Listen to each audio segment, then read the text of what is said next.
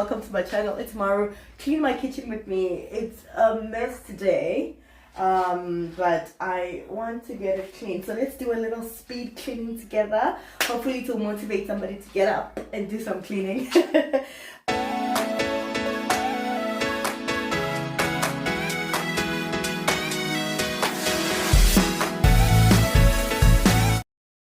Hello everyone, welcome back to my channel. Today, I thought I'll bring you along while I tackle some cleaning at home. My kitchen is a mess and I need to get it sorted out. And while I clean, I wanted to share a little about my experience living and working in the UK. I'm a mom, I am a working mom, and I'm just trying to navigate around, finding time to do things around the house. Sometimes you don't get the time to do everything.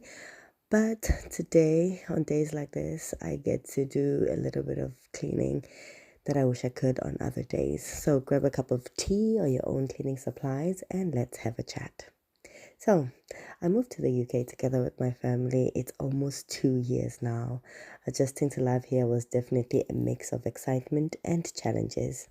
I still remember my first day. First day I got here, it was pouring with rain. It was just raining and not so very bright outside.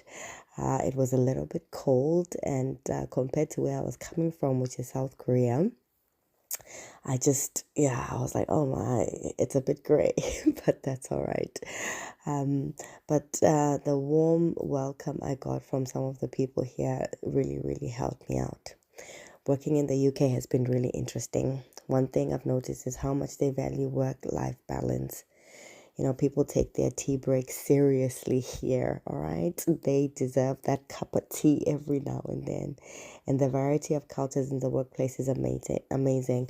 I've worked with people from several countries, several backgrounds, and it's very interesting to learn and to interact with colleagues from different parts of the world. Now, about work-life balance, in the UK, they really value this as they want everybody to be comfortable in the workplace. So if you're interested in moving to the UK one of these days, make sure when you get there, if things are not working out for you and your family, you need to speak up so that they can see how they can be able to help you out. One of the first challenges that I faced was the medical system here in the UK. It is not as easy to get a doctor's appointment. While living in South Korea, I was able to just call, make an appointment, and I would see the doctor on the same day. Here, there is more of waiting, priority of who needs the services before you. It's just, you have to wait. All right. If your symptoms are not as severe as the person that's listening to you explain them, then you are not going to see a doctor anytime soon. Well, that has been my experience. For some people, of course, maybe they've been able to see a doctor, but for me, I've had to wait several months to just get a GP referral and to see somebody about a particular situation. So that was the first challenge that I had.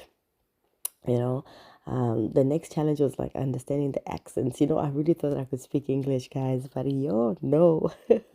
There were several moments when I had to ask people like, what are you saying? Can you please repeat yourself? Because English, we're all speaking English, but the accents are totally, totally different.